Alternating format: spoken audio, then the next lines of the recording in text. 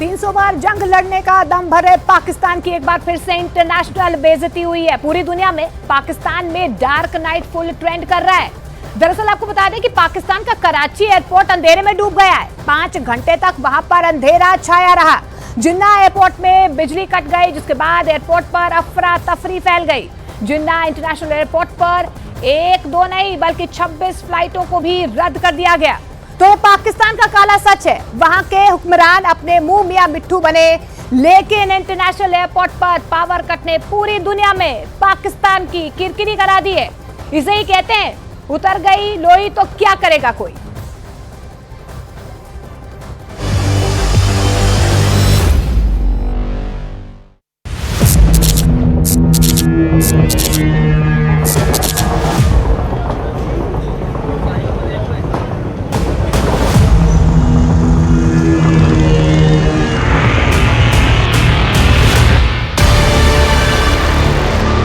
एक घंटे नहीं,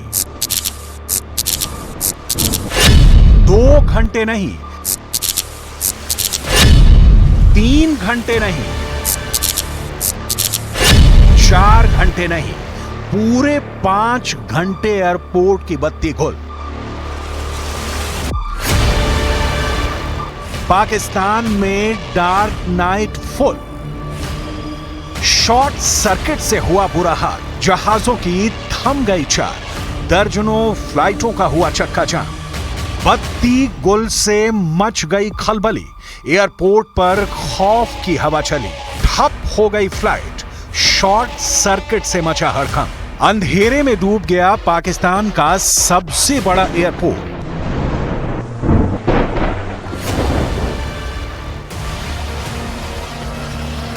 कराची के जिन्ना एयरपोर्ट में जो हुआ वो पाकिस्तान के लिए कोई नई बात नहीं। अब तो ये आए दिन पाकिस्तान की ऐसी इंटरनेशनल बेइज्जती होती रहती है। 15 दिसंबर 2023, वक्त शाम के करीब 5 बजे, जगह जिन्ना इंटरनेशनल एयरपोर्ट कराची। पाकिस्तान के इंटरनेशनल एयरपोर्ट की बत्ती गुल हो गई। जिन्ना इंटरनेशनल एयरपोर्ट में बिजली ठप होने से हड़कंप मच गया। बिजली कटने से पूरे के पूरे एयरपोर्ट में अंधेरा हो गया। ऐसा 10 या 15 मिनट के लिए नहीं हुआ, बल्कि घंटों तक वहां बिजली नहीं आई, जिसकी वजह से जिन्ना इंटरनेशनल एयरपोर्ट अंधेरे में अंधेरा छाया रहता है। रावलपिंडी में बिजली की कमी से हर तरफ आक्रोश है। मुल्तान में बिजली आती कम है, कटती ज्यादा है। पेशावर में जनता बिजली की कमी से त्रस्त है। क्वेटा, फैसलाबाद का भी कुछ ऐसा ही हाल है। पाकिस्तान की हैसियत आम जनता समझ चुकी है। उन्हें पता है कि आजादी के बाद से आज तक जितने भी पाकिस्तान के पीएम बने, उन्होंने सिर्फ भारत से विरोध की अफीम चटाई। बदले में पूरे पाकिस्तान को लूटते रहे। पाकिस्तान गर्त में पहुंच गया, लेकिन करप्शन का सिलसिला नहीं रुका। सबसे ज्यादा हाय तौबा तो पाकिस्तान की आवाम में है। वो बिजली संकट से बौखलाए हुए हैं। यकीन नहीं हो रहा कि बिजली के हालात सुधरने वाले हैं। पाकिस्तान में बिजली के बिल ने जनता की कमर तोड़ दी है। हालात ऐसे बन गए हैं कि बिजली को लेकर पाकिस्तान में गृह युद्ध छिड़ सकता है। लोग आत्महत्या तक करने को मजबूर हो गए हैं। पाकिस्तानी मीडिया के मुताबिक बिजली की भारी कटौती के बावजूद बिजली का बिल 64 रुपए प्रति यूनिट तक पहुंच गया है। बिजली के बिल ने आवाम की कमर तोड़ दी है। वहीं अब बत्ती गुल होने का सिलसिला इंटरनेशनल एयरपोर्ट तक पहुंच गया है। इतने बड़े एयरपोर्ट पर घंटों तक अंधेरा छाए रहने से एक बार फिर पाकिस्तान की दुनिया भर में खिल्ली उड़ने लगी। हालांकि ये कोई पहला मौका नहीं है जब बिजली कटौती की वजह से पाकिस्तान का मजाक बनाया गया हो।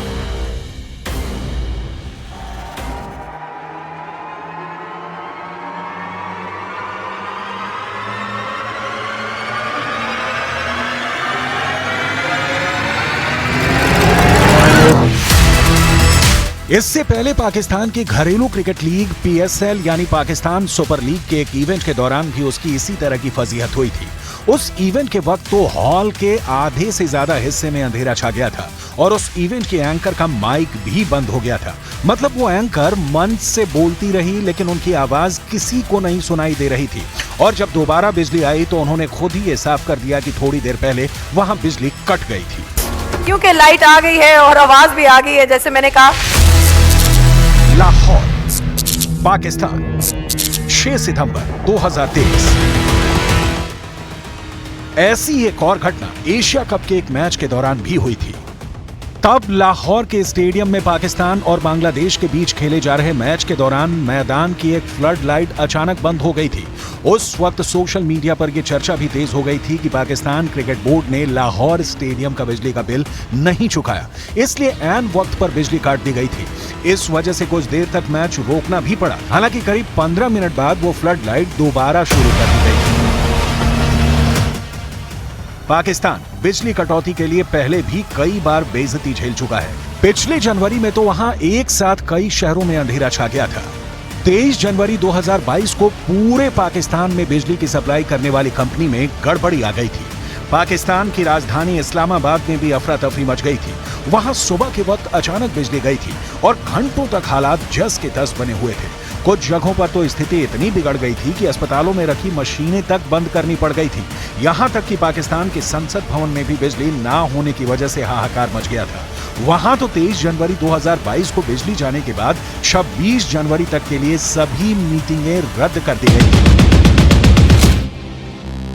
इसके 2 महीने बाद ऐसे ही हालत कराची की भी हुई थी। वहां भी पूरा का पूरा शहर एक झटके में अंधेरे में डूब गया था। पाकिस्तान की सरकार को लोगों से यह अपील तक करनी पड़ गई थी कि वो अपनी दुकानों को शाम के वक्त बंद रखें। वहां के पूर्व प्रधानमंत्री शहबाज शरीफ ने यह गुजारिश की थी, क्योंकि वहां बिजली की इतनी किल्लत हो गई थी कि कई बड़े शहरों में 12-12 घंटों तक बिजली की कटौती करनी पड़ी थी।